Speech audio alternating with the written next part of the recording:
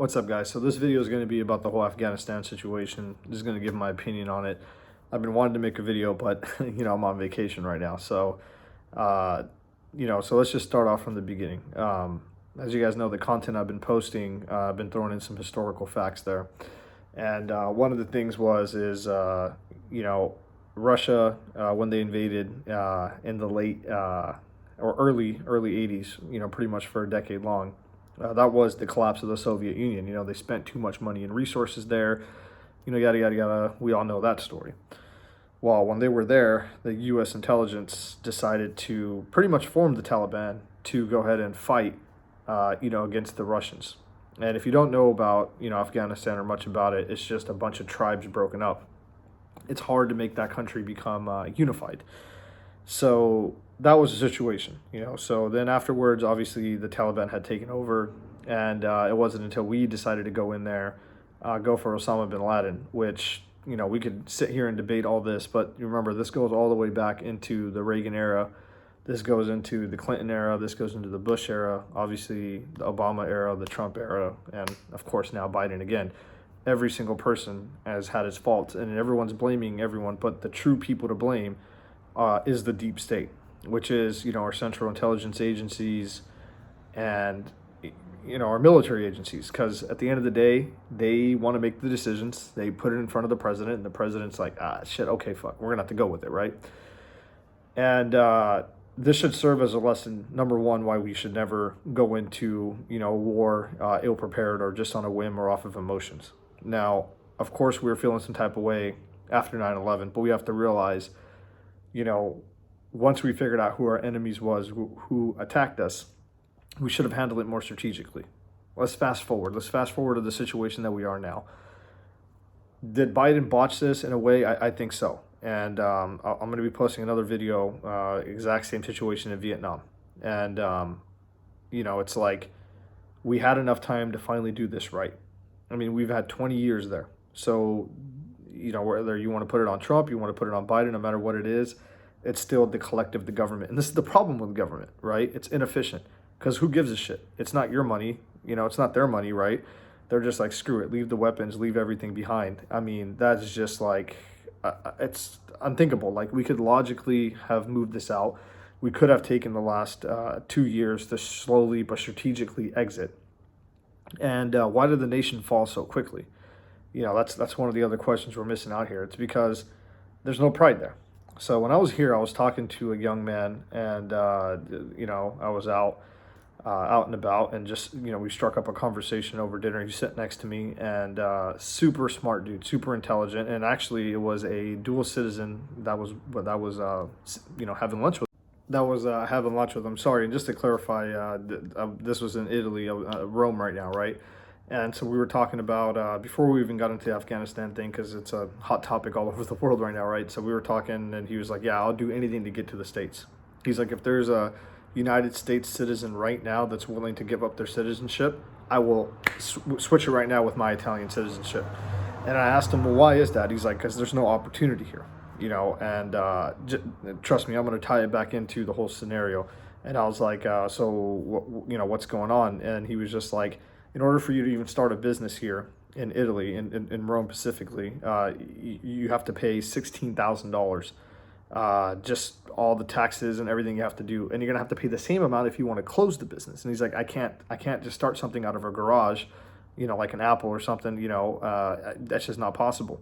And he's like, there's more opportunities there. And I was like, interesting. So I'm listening to him, and this guy's super passionate, young entrepreneur into real estate too. And, his plan is he's finishing up his MBA, and he's going to try to figure out a way to get to America. And so I asked him, I was like, what do you think about your country? And he's like, and I was like, would you fight for your country? Would you die for your country? And he said, took a second, he paused, and he said, sad to say this, but no, I wouldn't. And I was like, that's crazy, because if our country were to go to war, if somebody would have invaded America or whatever, I would. It's not even a question. I would say, okay, sign me up, let's go, because I want to protect, America. I am America first. I'm so thankful for everything America has done for me, for my family, and I have enormous pride for my country, even though our country has flaws. The United States has flaws. And then it struck me, and I asked him, I was like, well, what if you were American? Would you fight for America? And he's like, if I was to go to America and I could do the things I wanted to do, absolutely. And I was like, holy shit. So take a step back and you ask yourself, well, why doesn't nobody in Afghanistan want to stand up for themselves? It's like, well, what has the country done for them? You know, like, why would you fight for a country that has never provided anything for you? And you could think about this ideology like, well, maybe you can make it great. Maybe you could fight and have freedoms and all that. It's not that simple, and it's not that easy. And that's really the core principle. I mean, I really, you know, how do I say this? It kind of concreted my ideology into why America is the greatest nation on earth. It is. Because people are willing to die for it. You know, we're willing to protect it. And maybe some of the people watching or some of the people in our country, across the country you see today, they aren't and they don't like America. That's fine. But there's enough patriots here that will stand up. And that's what's lacking in Afghanistan. And like I said earlier, like Afghanistan is broken up in a bunch of tribes. They're not really united. They don't really have, you know, like this sense of country pride. And to me, that's the biggest difference. And I don't really blame them. You know, if this country's never done anything for you, there's no roads, there's no opportunities there, why am I going to go risk my life for it? Right? Because here, you know, hopefully soon, you know, I have kids and I have a family of my own, and plus I have my loved ones I care for. I want to make sure they're protected. I know what America has to offer, and I'm willing to lay down my life 110% for that. And some of these other nations, they're not willing to do that because they don't see the other side of something. It's like when I tell people go ahead and invest in real estate, you're going to do better off. Go ahead and invest in stocks, you're going to do better off. They don't see the other side of it, right? And until you see it, then you're like, oh man, I don't want to be, you know, why would I risk it, right? And to me, that's really the core fundamental principle. And that's why, you know, when we go into a country, what I meant by you have to assist is we should be assisting people that want democracy, but it has to come from the people. You know, it can't come from just our ideology, like thinking, oh, America's great, so everybody should want democracy. It just doesn't work that way. And I don't know if you watched The Godfather or not, but it's a really interesting scene when Michael Corleone goes to Cuba, and he's sitting in the cab, and there's like a little riot that sparks out, and he sees one of the protesters blow himself up. And at that moment, he pulls out of the deal of Cuba. He's like, no, I'm done. And he's asked later in the movie, well, why did you do that? He's like, I've been to, because, you know, and his character had fought for, you know, in World War II. And he was like, look, I've been around the world, and I know when something can be controlled, and when the people want their will, and the people, they're not going to stop. And that, to me, is the biggest X factor, is when the people all rise up and the people don't stop, you can't stop the people. Because at the end of the day, that's all a government really is, right? It's just a collection of people. Like the United States is just one big ass corporation, and you could join it. Anyone could join it at any time. That's why I kind of laugh now that I'm older, like over the conspiracy theory stuff, where it's like, oh, the government is out to get you and this and that. No, the government is just a collection of people. That's all it is, you know. And luckily, I do think we have some great people in our government that have our best interests in mind. I have close, very, very close personal friends that are in the armed forces that, you know, I trust them with my life 110%. So I do believe there's great people in government. And of course, there's idiots in government and people that say the stupid stuff and make wrong decisions. That's with any organization that you have, right? So to me, the biggest X factor is what is the lessons that we can learn? It's the same thing from Nam and the same thing from Afghanistan, the same thing we did with Iraq. We have to stop going in and just pretending like the whole world should just be free and just be the way we want it to be, right? It just doesn't work that way. People have to rise up themselves, and we could assist with it. Now, as far as the whole exit strategy goes, like I said in the beginning of the video, we had enough time. We had enough time. And if Biden was that concerned about the way Trump was trying to exit and he wanted to do all these things, well, he could have put a pause on it. What's another year? He could have said, hey, we're going to wait one more year. We're going to slowly put troops back in. We're going to pull our weapons out. We're going to pull our people out slowly, you know, and we're going to exit this in the right way. And then you have the whole issue with refugees. Look, I get it, man. Like, my heart goes out for them. But number one, we cannot accept everybody to flood in, right? The reason why America works is because there's a process that it takes to become, you know, a citizen. Now, we could talk about how good that process is or how off that process is, but there's a process. And a part of that process is you understand our rights, our culture, you know, our history, and you become American. And you also have a sponsor that's willing to back you up so us taxpayers don't have to front the bill and fork the bill. There's a whole vetting process. We can't just take people in and put them in. It just doesn't work that way. There's not enough resources to go around. Like if we were to take 10, 20 million people and just let them in here, think about all those people having kids, right? You're going to need more cops. You're going to need more firefighters. You're going to need more schools. You know, it just, and that's just being logical, man. I'm trying to be as human as possible, you know, about this. And I understand, like, it's a humanitarian crisis. And I'm not saying America should take 0 refugees.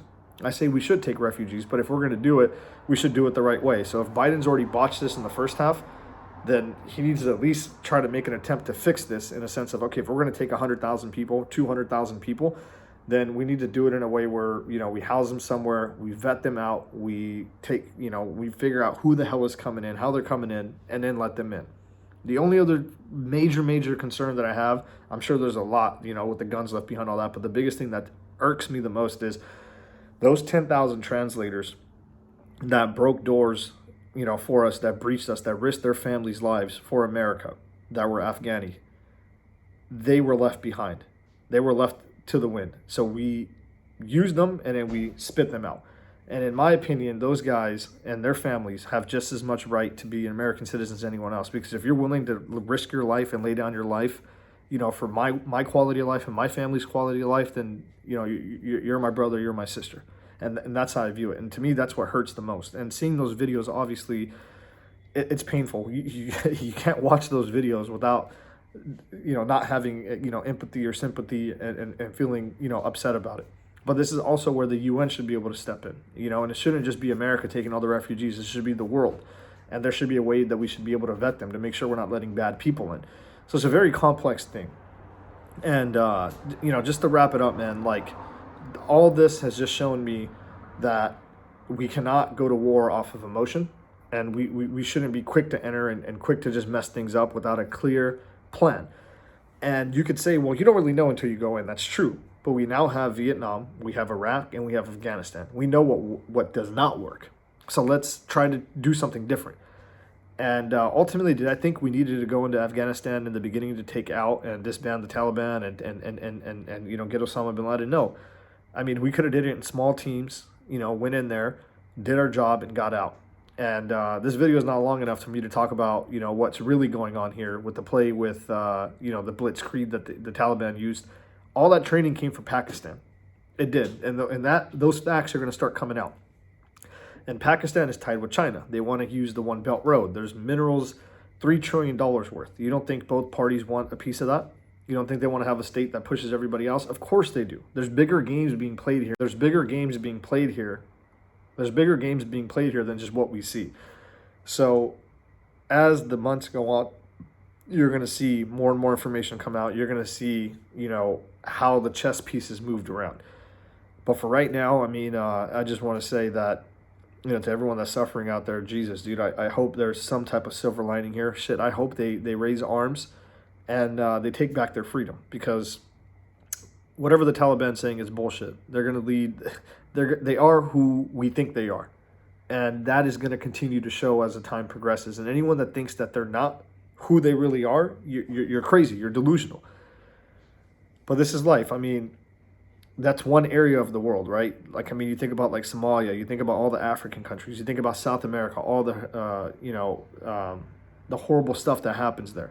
This is not the only part of the world. And unfortunately, America can't save everybody. You can't save everybody, but we are going to try to do the best that we can. That's all we could ask of ourselves. That's all we could ask of our government, to do better.